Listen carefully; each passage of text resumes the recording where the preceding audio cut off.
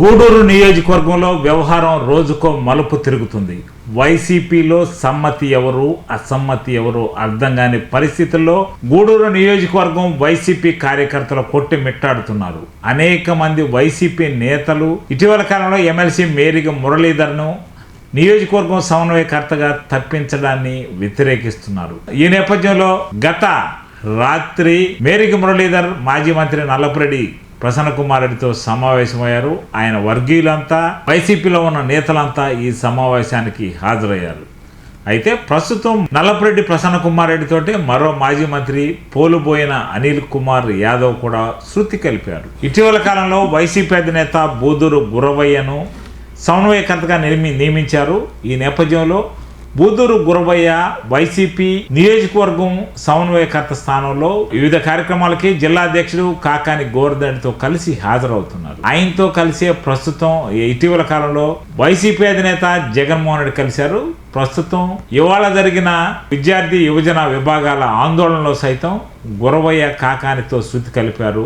అయితే ఇప్పటి వరకు ఇటీవల కాలంగా ఇన్ఛార్జిగా ఉండి ప్రస్తుతం ఎమ్మెల్సీగా ఉన్న మేరిగ మురళీధర్ మాత్రం నల్లపురెడ్డి పోలుబోయిన అనిల్ కుమార్ యాదవ్తో కలిసి సమావేశమయ్యారు. ఈ సమావేశంలో ప్రధానంగా ఏం చర్చించారు, ఎవరు సమ్మతి ఎవరు అసమ్మతి?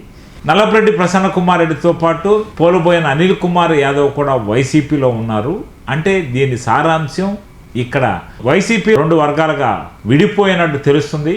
పోలుబోయిన అనిల్ కుమార్ యాదవ్, నల్లపురెడ్డి ప్రసన్న కుమార్ రెడ్డి, ఎమ్మెల్సీ మేరిగ మురళీధర్ ఒక వర్గంగాను, కాకాని గోవర్ధన్ రెడ్డి, ఎమ్మెల్సీ పర్వతిరెడ్డి చంద్రశేఖర్ రెడ్డి, బూదూరు గురవయ్య తదితరులంతా మరో వర్గంగాను విడిపోయినట్టు తేటతెల్లమవుతుంది. వర్గ విభేదాలతో ఎన్నికలకు ముందే, అభ్యర్థుల ప్రకటనకు ముందే గూడూరులో ఈ పరిస్థితి ఏర్పడింది.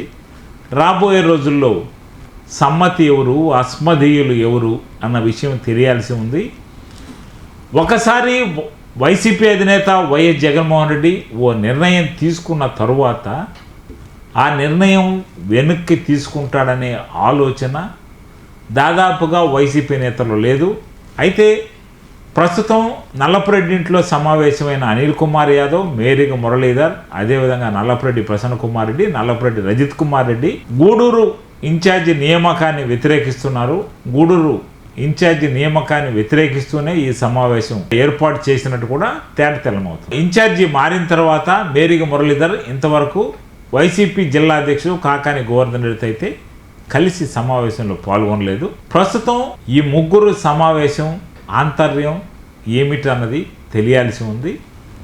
ఈ ఆంతర్యాన్ని పరిశీలిస్తే బూదూరు గురవయ్యను గూడూరు నియోజకవర్గం ఇన్ఛార్జిగా నియమించడాన్ని వ్యతిరేకిస్తున్నట్టే మనకు తేటతెల్లమవుతుంది.